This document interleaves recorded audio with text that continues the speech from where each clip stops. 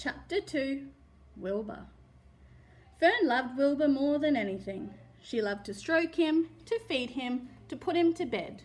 Every morning as soon as she got up, she warmed his milk, tied his bib on and held the bottle for him. Every afternoon when the school bus stopped in front of her house, she jumped out and ran to the kitchen to fix another bottle for him.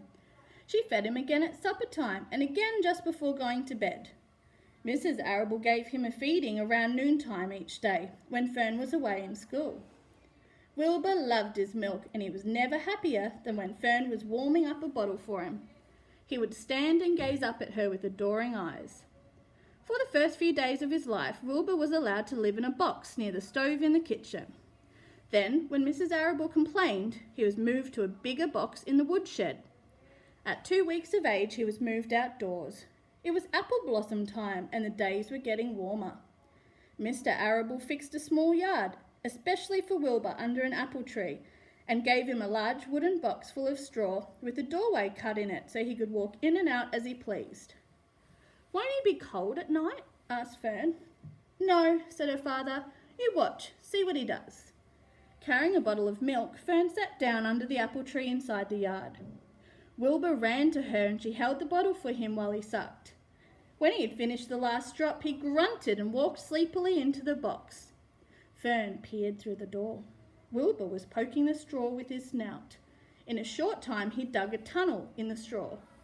He crawled into the tunnel and disappeared from sight, completely covered with straw.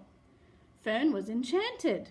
It relieved her mind to know that her baby would sleep covered up and would stay warm. Every morning after breakfast, Wilbur walked out to the road with Fern and waited with her till the bus came. She would wave goodbye to him and he would stand and watch the bus until it vanished around a turn.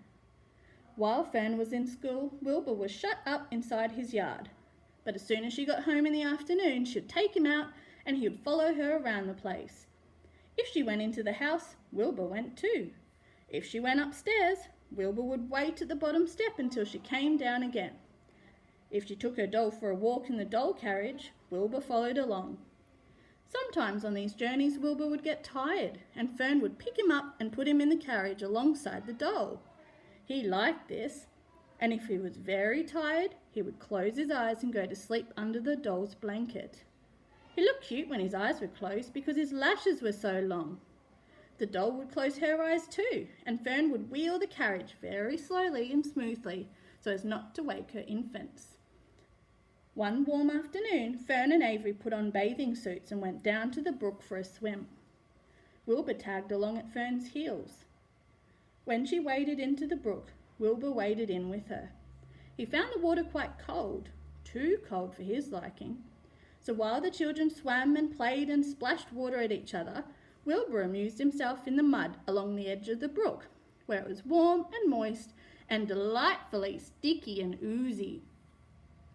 Every day was a happy day, and every night was peaceful. Wilbur was what farmers call a spring pig, which simply means that he was born in springtime. When he was 5 weeks old, Mr. Arable said he was now big enough to sell and would have to be sold. Fern broke down and wept, but her father was firm about it. Wilbur's appetite had increased. He was beginning to eat scraps of food in addition to milk. Mr. Arable was not willing to provide for him any longer. He had already sold Wilbur's 10 brothers and sisters. "He's got to go, Fern," he said. "You've had your fun raising a baby pig, but Wilbur is not a baby any longer, and he has to be sold." "Call up the Zuckermans," suggested Mrs. Arable to Fern. "Your Uncle Homer sometimes raises a pig, and if Wilbur goes there to live, you can walk down the road and visit him as often as you like." "How much money should I ask for him?" Fern wanted to know. "Well," said her father, "he's a runt. Tell your Uncle Homer you've got a pig you'll sell for $6 and see what he says."